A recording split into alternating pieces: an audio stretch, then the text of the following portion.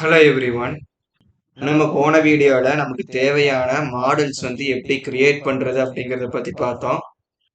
இந்த வீடியோவில் நம்ம இந்த மாடலுக்கான டேட்டாஸ் எல்லாமே நம்மளோட அட்மின் பேஜை வச்சு எப்படி டேட்டா பேஸில் ஆட் பண்ணுறது அப்படிங்கிறத பற்றி பார்க்க போகிறோம். வெறும் டேட்டாவை ஆட் பண்ணுறது மட்டும் கிடையாது, கம்ப்ளீட்டாக ஒரு CRUD ஆப்ரேஷன் நம்ம அட்மின் பேஜை வச்சு பண்ணலாம். CRUD ஆப்ரேஷன் அப்படின்னா என்னன்னா, இந்த CRUD அப்படிங்கிற வேர்டில் இருக்கிற சிக்கு கிரியேட்டிங் டேட்டா அப்படிங்கிற மீனிங், ஆர் அப்படின்னா ரீடிங் டேட்டா, யூ அப்படிங்கிறது அப்டேட்டிங் டேட்டா, அண்ட் டி அப்படிங்கிறது டெலிட்டிங் டேட்டா. ஒரு டேட்டா பேஸ்ல இருக்க ஒரு டேபிளுக்கு புது டேட்டாவை ஆட் பண்றது, இருக்கிற டேட்டாவை ரீட் பண்றது, ஆல்ரெடி இருக்கிற டேட்டால ஏதாவது சேஞ்சஸ் வேணும் அப்படிங்கும் போது அதை அப்டேட் பண்றது, இல்ல ஒரு டேட்டா தேவையில்லை அப்படிங்கும் போது அதை டெலிட் பண்றது. ரியல் டைம் டெவலப்மெண்ட்ல இந்த CRUD ஆப்ரேஷன் எல்லாமே யூஐ மூலியமா பண்ற மாதிரி தான் யூசருக்கு ஆப்ஷன்ஸ் கொடுப்போம். ஏன்னா அட்மின் பேஜ் ஓப்பன் பண்ணி எல்லாம் அவங்க டேட்டா போஸ்ட் பண்ண மாட்டாங்க. இன்னும் சொல்ல போனா அட்மின் பேஜ் ஒன்று இருக்கு அப்படிங்கிறது அவங்களுக்கு தெரியாது. அது மட்டும் இல்லாம நிறைய லாஜிக்கல் கனெக்ஷன் பண்ணி ஒர்க் பண்றது இல்லாம அட்மின் பேஜ்ல டேட்டா ஆட் பண்றது மூலியமா நம்மளால பண்ண முடியாது. இருந்தாலும் நம்ம ஏன் அட்மின் பேஜ் மூலியமா இந்த CRUD ஆப்ரேஷன் பண்றதை பாக்குறோம் அப்படின்னா, எமர்ஜென்சிக்கு சில டேட்டாஸ் நம்ம ஆட் பண்ணி விடணும், இல்லை நம்ம டெஸ்ட் பண்ணும்போது இந்த டேட்டா கரெக்டாக ஆட் ஆகுதா அப்படின்னு பார்க்கணும். அப்படிங்கும்போது நம்ம அட்மின் பேஜ் மூலியமா ஆட் பண்ணி பார்க்கலாம். ஸோ ஃபர்ஸ்ட்டு சர்வரை ரன் பண்ணிக்கோங்க. சர்வர் ரன் பண்ணிட்டு ப்ரௌசரில் அட்மின் பேஜ் ஓப்பன் பண்ணி யூசர் நேம் பாஸ்வேர்ட் கொடுத்து லாகின் பண்ணிக்கோங்க.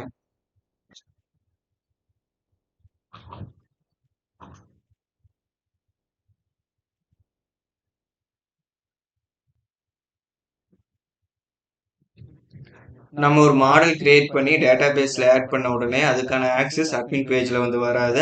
அட்மின் பேஜ்ல ஒரு மாடலுக்கு தேவையான டேட்டாஸ் ஆட் பண்றதுக்கான ஆப்ஷன் வேணும் அப்படிங்கும்போது அந்த மாடலை அட்மின்காக ரிஜிஸ்டர் பண்ணியிருக்கணும்.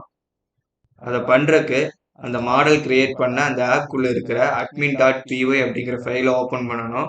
இதுல ஆல்ரெடி அந்த அட்மின் கூட லிங்க் பண்றதுக்கான அட்மின் அப்படிங்கிற பேக்கேஜை django.contrib இம்போர்ட் பண்ணியிருப்பாங்க. கூடவே நம்ம மாடல்ஸையும் இம்போர்ட் பண்ணிக்கணும். From .models import star.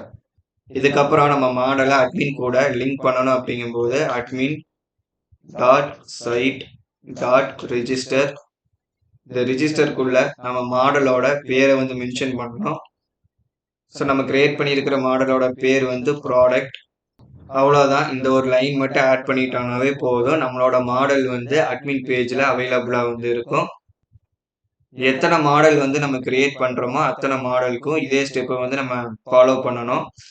So இன்னொரு மாடல் இருக்குது அப்படிங்கும்போது இதே லைன் டூப்ளிகேட் எடுத்துகிட்டு ஜஸ்ட் அந்த மாடலோட பேரை மட்டும் மாற்றினா போதும். திரும்பவும் சர்வர் ரன்ல இருக்கா அப்படிங்கிறது செக் பண்ணிக்கோங்க. சப்போஸ் இந்த மாதிரி ஆஃப்ல இருந்தால் Ctrl+C கொடுத்து மறுபடியும் சர்வரை ஆன் பண்ணிக்கோங்க. ஸோ இப்போ ப்ரௌசரை ரீலோட் பண்ணோம் அப்படின்னா நம்ம கிரியேட் பண்ண மாடல்ஸ் எல்லாமே இதில் ஆட் ஆகிருக்கும். மாடலில் நம்ம அந்த மாடலுக்கு என்ன பேர் வச்சிருக்கிறோமோ எக்ஸ்ட்ராவோ ஒரு எஸ் ஆட் ஆகிருக்கும். நம்ம இங்கே ப்ராடக்ட்னு வச்சுருக்கோம், இங்கே ப்ராடக்ட்ஸ்னு ஆட் ஆகிருக்கு. நம்மளே ப்ராடக்ட்ஸ் அப்படின்னு வச்சுருந்தோம்னா இன்னொரு எஸ் எக்ஸ்ட்ராவே ஆட் ஆகிருந்துருக்கும். ஜாங்கோக்குள்ள மாடலுக்கு என்ன பேர் வச்சிருந்தாலும் சரி, எக்ஸ்ட்ராவோ ஒரு எஸ் ஆட் ஆகிட்டு தான் நமக்கு இந்த இடத்துல காட்டும். அதே மாதிரி ஒவ்வொரு ஆப்ஸுக்கான மாடலையும் தனித்தனி செக்ஷனாக தான் காட்டும். இப்போ இன்வென்ட்ரி அப்படிங்கிற டைட்டிலுக்கு கீழே ப்ராடக்ட்ஸ் அப்படிங்கிறது இருக்கு. இதுவே நம்ம ஆர்டர் மேனேஜ்மெண்ட் அப்படிங்கிற ஆப்குள்ள ஒரு மாடல் கிரியேட் பண்றோம் அப்படின்னா அந்த மாடல் இதே மாதிரி ஆர்டர் மேனேஜ்மெண்ட் அப்படிங்கிற டைட்டிலுக்கு கீழே வந்திருக்கும். இப்போ இந்த மாடல் நேமுக்கு நேரம் இந்த இடத்துல ஆட் அப்படிங்கிற ஆப்ஷன் இருக்கு. நம்ம இதையும் கிளிக் பண்ணலாம், இல்லை டைரக்டா இந்த மாடல் நேம் மேலையும் நம்ம கிளிக் பண்ணலாம். மாடல் நேம் மேல கிளிக் பண்ணும்போது இந்த மாதிரி ஒரு பேஜ் வரும். இதே ஆட் மேல கிளிக் பண்ணோம்னா டைரக்டா ஆட் பண்றதுக்கான ஆப்ஷன் வரும். இதுக்கான ப்ராடக்ட் கோடு RAM 2GB. ப்ரைஸ் ஒரு 1000 rupees ஆட் பண்ணிக்கிறேன். And GST 18%. இப்போ நம்ம இந்த மாடலுக்கு என்னென்ன ஃபீல்ட்ஸ் வச்சிருந்தோமோ அந்த ஃபீல்டுக்கான டேட்டாவெல்லாம் ஆட் பண்ணிட்டோம். ஆனால் மைக்ரேட் பண்ணும்போது டேட்டா பேஸில் எக்ஸ்ட்ராவாக ஐடி அப்படிங்கிற ஒரு ஃபீல்டு வந்திருக்கும். ஆனால் அந்த ஃபீல்டுக்கு நம்ம டேட்டா தரமாட்டோம். ஒவ்வொரு ரோ ஆஃப் டேட்டா ஆட் ஆகும்போதும் அந்த ரோக்கான ஐடியை ஆட்டோமேட்டிக்காக ஜாங்கோவை ஆட் பண்ணும். ஸோ அதனால ஐடி வந்து நம்ம கொடுக்க மாட்டோம். நமக்கு அது ஐடி ஆட் பண்றதுக்கான ஆப்ஷனும் அட்மின்குள்ள விசிபிளா இருக்காது. ஸோ அடுத்து ஃபுட் ப்ராடக்டே இல்லையா அப்படின்னு கேட்டிருக்குது. ஃபுட் ப்ராடக்ட் கிடையாது, அதனால நான் அதை டிக் பண்ணல. ஸோ நம்ம இது செக் பண்ணாத காட்டிக்கு டிஃபால்ட் வேல்யூவான ஃபால்ஸ் வந்து எடுத்துக்கும். நம்ம சேவும் கொடுக்கலாம், இல்லை சேவ் அண்ட் ஆட் அனதர் வந்து கொடுக்கலாம். ஸோ இந்த சேவ் அண்ட் ஆட் அனதர் வந்து கிளிக் பண்ணுறோம் அப்படிங்கும்போது சேவ் ஆகிட்டு திரும்ப இதே ஃபார்ம் வந்து ரீசெட் ஆகிட்டு வரும் அடுத்த இன்புட்ஸை வந்து வாங்குறதுக்காக. இல்லை சேவ் மட்டும் கொடுத்தோம் அப்படின்னா சேவ் ஆகிட்டு இந்த மாதிரி டிஸ்பிளே ஆகும்.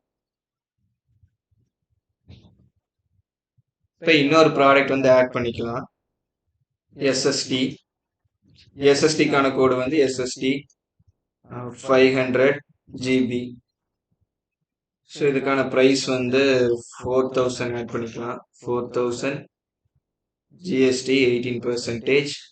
ஸோ இதுவும் ஃபுட் ப்ராடக்ட் வந்து கிடையாது, அதனால டேரெக்டாக சேவ் மட்டும் கொடுக்குறேன். இந்த இடத்துல ஒவ்வொரு டேட்டாவுக்கான ஒரு பேர் வந்து காமிச்சிட்டு இருக்கும். ப்ராடக்ட் ஆப்ஜெக்ட் 1, ப்ராடக்ட் ஆப்ஜெக்ட் 2 அப்படின்னு. நம்ம எத்தனை நியூ டேட்டா வந்து ஆட் பண்ணிட்டே வரோமோ ஒவ்வொரு டேட்டாவுக்கும் இந்த ஆப்ஜெக்ட் 1ல இருந்து இந்த கண்டினியூஸ் நம்பர் வந்து வரும். ஸோ ஆப்ஜெக்ட் 1குள்ள ரேம் அப்படிங்கிறது இருக்கு, இதுதான் ஃபர்ஸ்ட் ஆட் பண்ணியிருந்தோம். அண்ட் ஆப்ஜெக்ட் 2குள்ள பார்த்தீங்கன்னா எஸ்எஸ்டி வந்து இருக்கு. ஸோ இந்த மாதிரி பார்க்கும்போது நமக்கு கன்ஃபியூஸ் ஆகும். என்ன அப்படின்னா எந்த ப்ராடக்ட் என்ன அப்படிங்கிறதே நமக்கு தெரியாது. ஏன்னா வெறும் ப்ராடக்ட் ஆப்ஜெக்ட் அப்படிங்கிறது மட்டும்தான் இருக்கு. அதில் 1 2 3 வச்சு நம்ம இந்த ப்ராடக்ட் இதுதான் அப்படின்னு எடுத்துக்க முடியாது. ஏன்னா இப்போ 1 2 ப்ராடக்ட் ஆட் பண்ணுறோம்னா எது ஃபர்ஸ்ட் ஆட் பண்ணோம், எது அதுக்கு அடுத்தது ஆட் பண்ணோம் அப்படிங்கிற ஞாபகம் இருக்கும். நிறைய ப்ராடக்ட்ஸ் ஆட் பண்ணும்போது அதோட பேர் நமக்கு தெரிஞ்சால் மட்டும்தான் நமக்கு அது என்ன ப்ராடக்ட் அப்படிங்கிறது தெரியும். இந்த ப்ராடக்ட் ஆப்ஜெக்ட்னு வர்றது பதிலாக ஒவ்வொரு ஆப்ஜெக்டோட நேம் தெரியணும். அப்படிங்கும்போது இதை நம்ம மாடல்ஸை தான் வந்து சேஞ்சஸ் பண்ணுவோம். மாடல்ஸில் ரிட்டர்ன் ஸ்ட்ரிங் அப்படிங்கிறது எழுதுவோம். இந்த மாடலோட கிளாஸ்க்குள்ள எழுதணும், கிளாஸ்க்கு வெளியே வந்து எழுதிடக்கூடாது. So def _str parameter self வந்து கொடுக்கணும். அண்ட் ரிட்டர்ன்ல நம்ம எந்த ஃபீல்டு ரிட்டர்ன் ஆகணும் அப்படின்னு கொடுக்குறோமோ இங்க இருக்கிற ஃபீல்ட்ஸ்ல அந்த ஃபீல்டு வந்து அந்த ப்ராடக்ட் ஆப்ஜெக்ட்டுக்கு பதிலாக தெரியும். இப்போ வந்து ப்ராடக்ட் நேம் வந்து கொடுக்குறேன். ஸோ இங்கே ரெஃப்ரெஷ் பண்ணோம்னா அந்த ப்ராடக்டோட நேம் வந்து தெரியும். இப்போ ரியல் டைம்ல ஒரே நேம் வந்து நிறைய ப்ராடக்ட்டுக்கு வந்து இருக்கும். அப்போ எப்படி டிஃப்ரென்ஷியேட் பண்ணலாம் அப்படின்னா ப்ராடக்டோட கோடையும் சேர்த்து நம்ம டிஸ்பிளே பண்ணலாம். ஏன்னா ரேம்லேயே வந்து 2 GB ரேம் இருக்கும், 4 GB ரேம் இருக்கும். அந்த மாதிரி டிஃப்ரென்ஷியேட் பண்ணி காட்டணும் அப்படிங்கும்போது அதுக்கான கோட் காட்டும் போது ஒரு கோடு வந்து எப்பவுமே ஒரு ப்ராடக்ட்டுக்கு யூனிக்காக வந்து தான் மெயின்டைன் பண்ணுவாங்க. ஸோ அதையும் நம்ம சேர்த்து காட்டும் போது எந்த பிரச்சனையும் இருக்காது. நான் முதலே சொன்ன மாதிரி இதை வந்து யூசருக்கு காட்ட போறது கிடையாது, நம்மளே போஸ்ட் பண்றோம். அப்படிங்கும்போது நமக்கும் பார்த்தா தெரியணும் எந்த டேட்டா எது அப்படின்னு. ஸோ அந்த ரெஃபரன்ஸும் வேணும். அப்படிங்கும்போது நம்ம எக்ஸ்ட்ராவா இந்த ரிட்டர்ன் ஸ்ட்ரிங்லேயே ஆட் பண்ணிக்கலாம். ஸோ ப்ளஸ் ஒரு empty plus self dot product code. So இப்போ ரீலோட் பண்ணோம்னா இந்த product name and space product code ரெண்டுமே நமக்கு விசிபிளாக இருக்கும். ஸோ இந்த மாதிரி நம்ம ரிட்டர்ன் ஸ்ட்ரிங் யூஸ் பண்ணலாம். இல்லைனா ஒரு ஃபார்மேட்டட் டெக்ஸ்ட் யூஸ் பண்ணி பெரிய சென்டென்ஸ் மாதிரி வரணும் அப்படின்னா கூட நீங்கள் அதை மாற்றிக்கலாம். இப்போ நம்ம மாடலுக்கு தேவையான டேட்டாவை எப்படி ஆட் பண்ணுறது அப்படின்னு பார்த்தோம். இப்போ நம்ம ஆட் பண்ண டேட்டாவை வியூ பண்ணி பார்க்கணும். அப்படிங்கும்போது இந்த லிஸ்ட்ல இருக்கிற ஒரு நேம் மேலே நம்ம கிளிக் பண்ணும்போது அதுக்குள்ளே இருக்கிற எல்லா டேட்டாவுமே விசிபிளாக இருக்கும். இங்கே இருக்கிற டேட்டாவை நம்ம ஏதாவது அப்டேட் பண்ணணும் இல்லை டெலீட் பண்ணணும் அப்படின்னாலும் அதை நம்ம இங்கேயே பண்ணிக்கலாம்.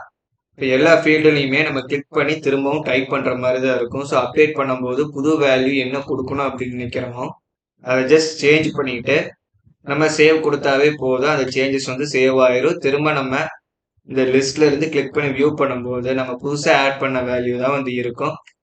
இப்போ நம்ம இந்த டேட்டாவே எனக்கு வேண்டாம் டெலிட் பண்ணணும் அப்படிங்கும்போது இந்த டெலிட்டுங்கிற பட்டனை கிளிக் பண்ணி டெலிட் பண்ணிக்கலாம்.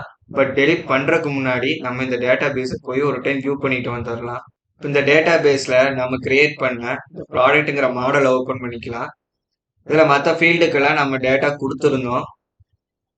அண்ட் ஃபுட் ப்ராடக்ட் அப்படிங்கிற ஃபீல்டுக்கு நம்ம அங்கிருந்து எதுவுமே செலக்ட் பண்ணல. செலக்ட் பண்ணாதங்காட்டிக்கு டிஃபால்ட் வேல்யூவா ஃபால்ஸ் வந்து எடுத்துக்கிச்சு. டேட்டா பேஸ் எப்பவுமே ஃபால்ஸ் அப்படிங்கிறத 0ன்னு காட்டும், ட்ரூ அப்படிங்கிறத 1ன்னு காட்டும்.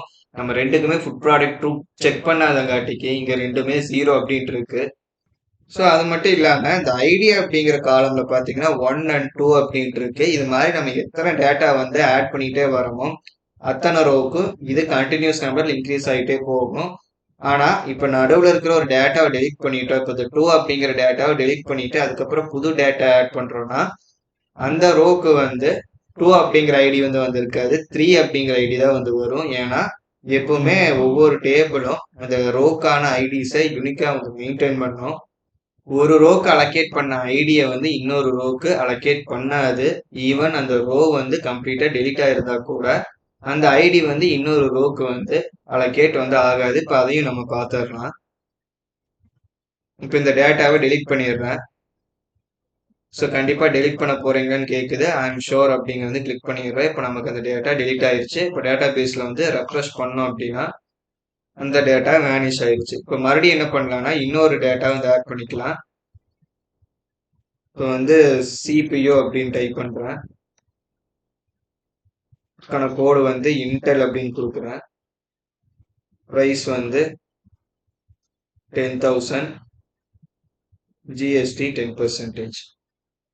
ஸோ இதுவும் ஃபுட் ப்ராடக்ட் இல்லை, அதனால நான் செக் பண்ணல. சப்போஸ் இது ஒருவேளை ஃபுட் ப்ராடக்டா இருக்குங்கும் போது இதை செலக்ட் பண்ணிடுறது அப்படின்னா சேவ் பண்ணும்போது நமக்கு டேட்டா பேஸ்ல 1 அப்படிங்கிறதா இருக்கும். ஸோ இது வந்து ஃபுட் ப்ராடக்ட் கிடையாது. உங்களுக்கு டேட்டா பேஸ்ல எப்படி அது எடுத்துக்கும்னு காட்டுறதுக்காக நான் அதை ஃபுட் ப்ராடக்ட் அப்படிங்கிறது வந்து செலக்ட் பண்ணியிருக்கேன். இப்போ டேட்டா பேஸ்ல வந்து திரும்ப ரெஃப்ரெஷ் பண்ணி பார்த்தோம்னா இப்போ ஆட் பண்ணியிருக்க சிபியூக்கு 3 அப்படிங்கிற ஐடி தான் வந்து வந்திருக்கும். இனி இந்த டேபிள்ல நம்ம எத்தனை டேட்டா ஆட் பண்ணனாலும் 2 அப்படிங்கிற ஐடி வந்து எந்த டேட்டாவுக்குமே வந்து அலோகேட் ஆகாது. அண்ட் அதே மாதிரி நம்ம ட்ரூ கொடுக்கும்போது அந்த வேல்யூஸ் எல்லாமே 1 அப்படின்னு வந்து சேவ் ஆகும். ஃபால்ஸ்னா 0ன்னு சேவ் ஆகும், ட்ரூ அப்படின்னா 1 அப்படின்னு சேவ் ஆகும். சரி, இந்த வீடியோ அவ்வளோதான். பிடிச்சிருந்தா மறக்காம லைக் பண்ணுங்க. ஜாங்கோவை கம்ப்ளீட்டா கத்துக்கணும் அப்படின்னு நினைச்சீங்கன்னா நம்ம சேனலுக்கு சப்ஸ்கிரைப் பண்ணிட்டு ஜாங்கோ பிளேலிஸ்ட்டை ஃபுல்லா பாருங்க. உங்களுக்கு டவுட்ஸ் எது இருந்தாலும் கமெண்ட்ஸ்ல வந்து சொல்லுங்க. தேங்க்ஸ் ஃபார் வாட்சிங்.